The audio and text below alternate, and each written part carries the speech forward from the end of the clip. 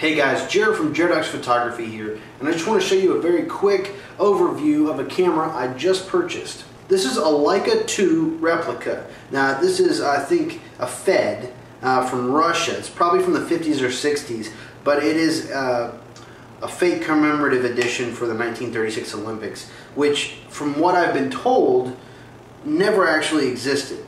It does have a few insignias on it that are not Leica approved, so I'm guessing this is more a mechanical copy and not an actual Leica Olympiad replica. So it has a 50mm LMR 3.5 collapsible. Very cool. Everything works mechanically. I've been very happy with the way this thing works so far. I'm in my first roll of film. It seems mechanically everything's working good. I'm still waiting back to see the exposures, but as you can see, this is it's perfect. I mean, everything is complete and there. The only thing I really don't like about this camera is that the viewfinder itself, the focusing viewfinder. There are two on this camera, as you can see here on the front. One is for focusing and one is for composition.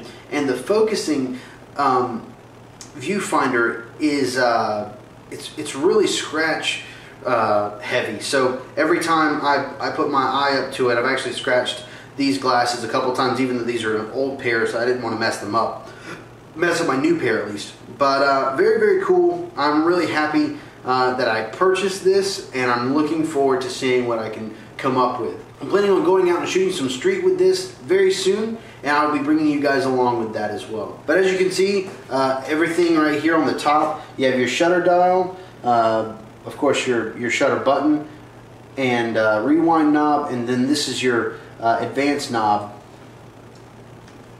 So now I am spring loaded into place, and it tells you what your shutter speed is. Right now it's at 1/500th of a second. Actually, I'm sorry, it was at 1/250th of a second. Your aperture ring is right here on the front, which is very small. You can barely see it. It's really hard to kind of measure it sometimes. This does not have a meter, so everything I do is by hand, or not by hand, but I use my iPhone, so I can see everything that way. Pretty easy to use, especially with the spot meter that I have in my phone, which is pretty accurate comparatively to my DSLR meters as well as my Mamiya 645 meter. So, I mean, it's not the best thing in the world. It doesn't do flash, just does ambient, and I'm sure it's not the most accurate thing in the world. But it does work, and it'll get me by for now, especially with the amount of range that I have when it comes to film. Anyway, I hope you guys have enjoyed this, and I can't wait to show you what I create with this camera.